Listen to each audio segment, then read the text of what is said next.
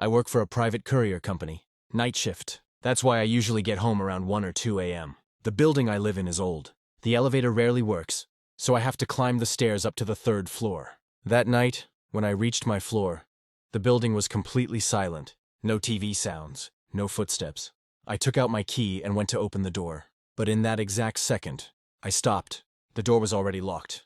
I was sure that I hadn't locked it when I left in the morning. I usually just pull the door shut. I told myself I must have forgotten. I didn't think much of it. I went inside, put my bag down, turned on the light, and went to freshen up. Nothing unusual happened that night. The next night, when I came back home, the same thing happened. The door, already locked. This time, I looked closer. There were scratch marks around the lock, like someone had tried to turn a key that didn't fit. For the first time, a thought crossed my mind. Is someone accidentally testing my door? There are many apartments in the building. Maybe someone got confused. I locked the door and went inside. The 3rd night, I was lying on my bed, scrolling on my phone. The time was around 2:47 a.m. Then, click, a very soft sound, like someone touching the door handle from outside. I put my phone down and held my breath.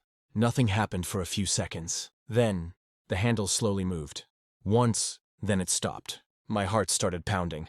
I told myself it was probably air pressure, but there's no wind in the corridor. The handle moved again, this time harder, and then the sound of a key being inserted into the lock. The wrong key. It didn't turn, just the sound of metal scratching. I couldn't move. I didn't make a sound. I didn't even reach for my phone.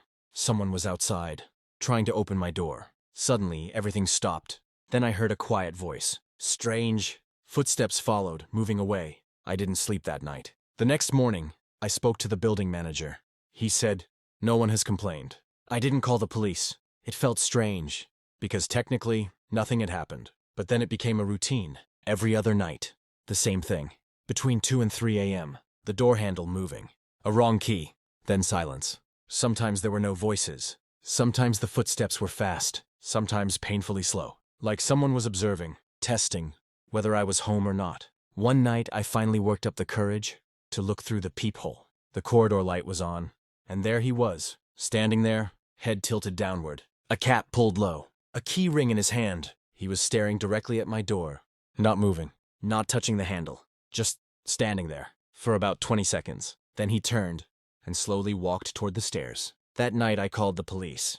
They came. They searched. They found no one. The next morning, something else happened. A notice was posted downstairs on the board. Residents are advised to double lock their doors. One apartment has reported suspicious activity.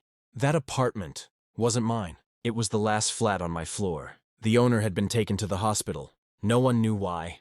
After that day, I never saw the man again.